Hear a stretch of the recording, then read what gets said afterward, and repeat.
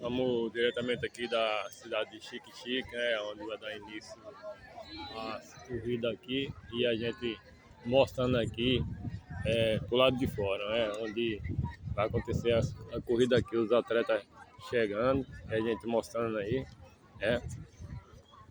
Vai ser bom, vai ser movimentado aqui hoje aqui, né? Vai rodar o 2 rodanel, da BA 052 até o 116 ali, né?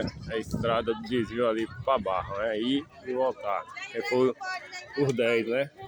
E a galera aí chegando. E aí, meu? Beleza, né?